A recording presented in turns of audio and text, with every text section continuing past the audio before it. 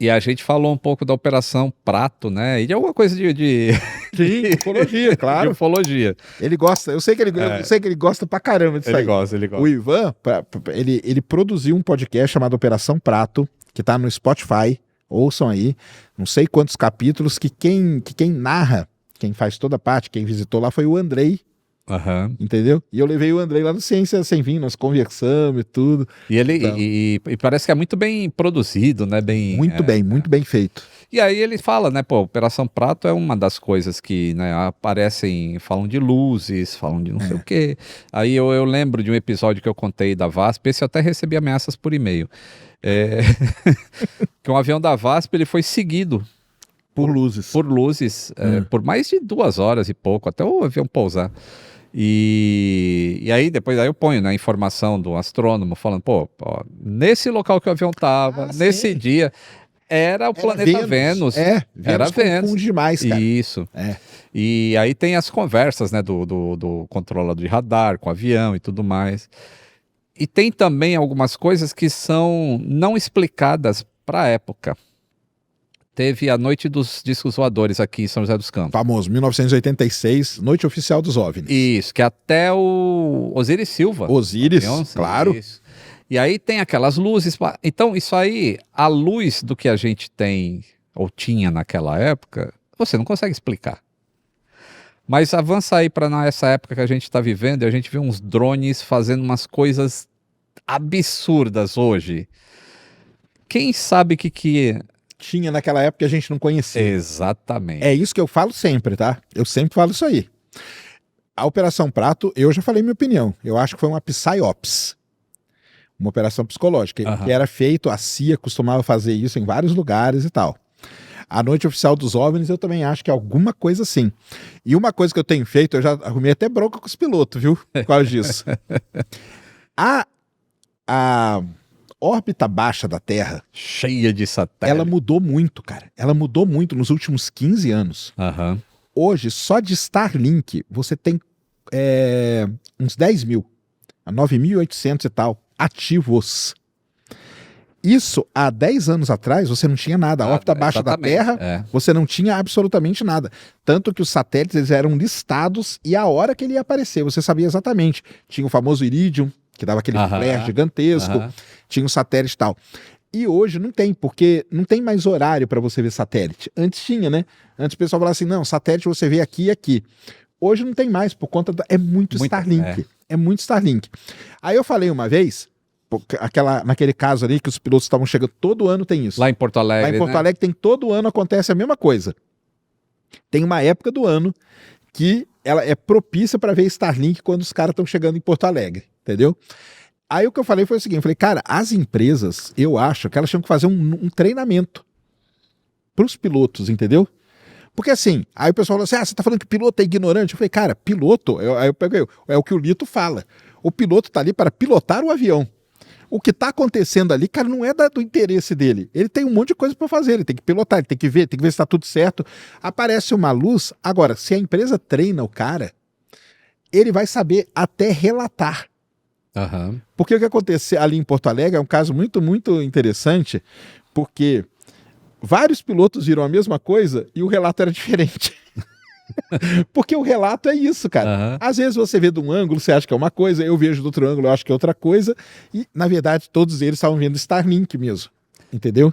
É porque a órbita baixa, ela é visível. É visível, claro. E realmente, dependendo da latitude que você tá, vai ser uma coisa diferente que você vai ver. Porque você tá vendo, tem iluminação do sol de um jeito, o outro tá vindo aqui com a iluminação do sol de outro, um tá voando um pouco mais alto, um pouco mais baixo, um tá voando um pouco mais rápido, outro um pouco mais devagar. Tudo isso, é que o pessoal não entende que tudo isso altera a percepção, né? Sim. Das coisas, né? Sim. Você que tá voando agora, você sabe disso, né, cara? Altera, você, já no céu, você já, dependendo da situação, você já fica meio, né? Tem coisas que te alteram. Isso aí altera demais. Então, o que eu falei, na época o pessoal ficou aí, me xingaram pra caramba. Você tá falando que piloto é burro. Eu falei, não, cara, eu tô falando que tem coisa ali que as empresas iam pegar e ensinar pros caras. Falar, a órbita agora mudou. Você vai ver, você tá indo pra Porto Alegre, tem chance de você ver tudo isso aqui de luz. Entendeu? Você tá indo pra tal lugar, eu acho uma boa ter treinamento disso aí, porque realmente é um negócio que os pilotos não são treinados para isso. Eles são treinados só para ver alguns conhecem astronomia e Sim. sabem posição de estrela, leva câmera para ficar fotografando. Mas não Porque- é o trabalho deles. Mas não é o trabalho né? deles, exatamente. E ali na hora eles estão trabalhando, né? É. Eles não estão se E divertindo. como é um negócio que tá fora, por que que isso é reportado? Porque, pô, tá fora do normal isso aqui. Uhum. Então eles reportam mesmo, porque Sim. tudo que sai fora do padrão na aviação é reportado, justamente para manter o nível de Claro. segurança elevado. Claro. Mas eu acho legal eles reportarem, isso vira público e aí ter as explicações de quem sabe o que está acontecendo para todo mundo ficar educado. Acho que é assim que funciona, é para funcionar desse jeito. Na época eu peguei, a gente tem um software que pega todos os Starlinks, você sabe onde que ele está a qualquer hora do dia. Eu peguei lá o horário deles, ainda marquei, ó, você viu o satélite número tal, número tal, número tal, porque dá para saber exatamente o satélite que foi visto, entendeu? E aí falei e tal, mas o público fica, você tá falando que o piloto é todo burro, né? E tal. Aí um dia eu tava no aeroporto, na fila, e o pessoal era da Gol. A maior parte dos relatos. Aí veio um cara e bateu nas minhas costas assim. Falou, você falou que eu era ignorante, né? Era um dos pilotos, cara. Ele conheceu. Aí ele falou pra mim, falou, cara, você tá certíssimo.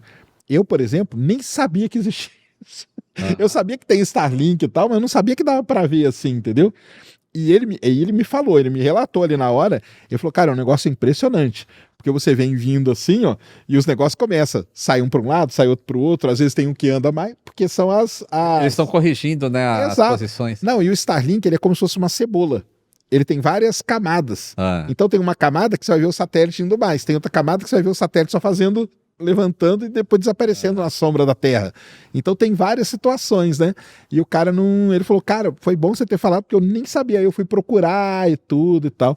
Aí fica a dica pras empresas aí, ó, faz um treinamento. Eu não sei como é que funciona isso, mas eu recebi um dia um vídeo do... Eu não sei como é que funciona a Starlink em si, mas eu recebi um vídeo de um tripulante também que mandou, ele falou, olha o que eu vi aqui na aproximação, não lembro agora a cidade, mas era no Nordeste. E ele falou, cara, isso ficava mudando de posição e não sei o que lá. E aí eu gravei tudo, eu vi o vídeo, né? Aí eu fui, né, no site que dá a posição dos satélites, do satélite, a hora, né? A hora e a posição geográfica que ele é visível. E eu mandei pra ele, eu falei, ó, isso aí é a Starlink, tá? Não pode se preocupar que não é disco voador. Não é disco voador. Mas é que mudou muito, né, cara? É que acontece as mudanças, né? O tempo vai passando, você vai assim, não tá poluindo porque os Starlinks são usados, né? Mas mesmo assim tem muito lixo espacial. Mas a órbita baixa, ela tá um problema seríssimo, porque vai ter muito mais ainda, entendeu?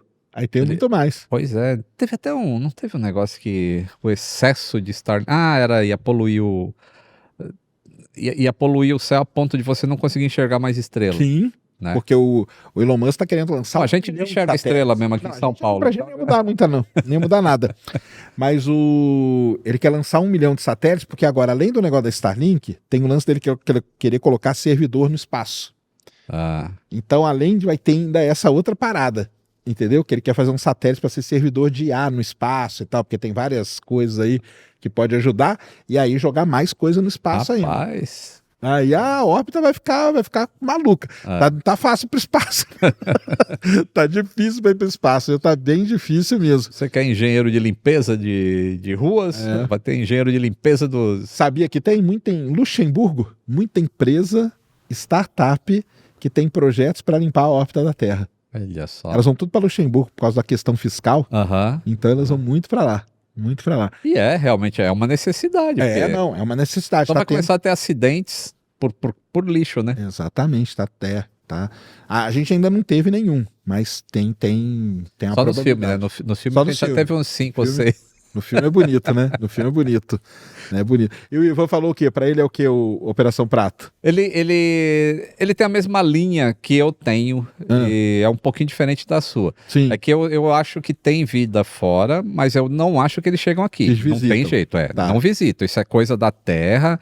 Usa a navalha de Ockham, que você vai ver que é muito mais fácil explicar isso com coisa da Terra do que os caras atravessarem pra ir num ribeirinho lá no Pará.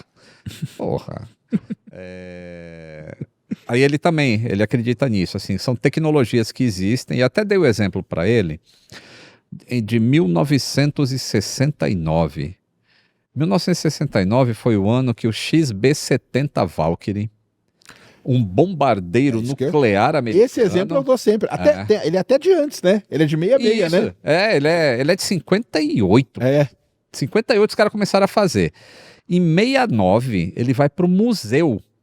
É, exatamente. Ele voava 3.2 Mach e ele é do tamanho do Concorde. O Concorde, em 1969, nem tinha voado. É. Os caras estavam aposentando um avião que era... Então, os americanos, eles têm uma tecnologia que a gente não sabe. Eles têm. Eu tenho um livrão muito legal que conta a história da Skunk Works, Isso. que é o setor maravilhoso, secreto né? da Lockheed. Né, da Que Lockheed fez Martin. o SR-71, Isso. o F-117.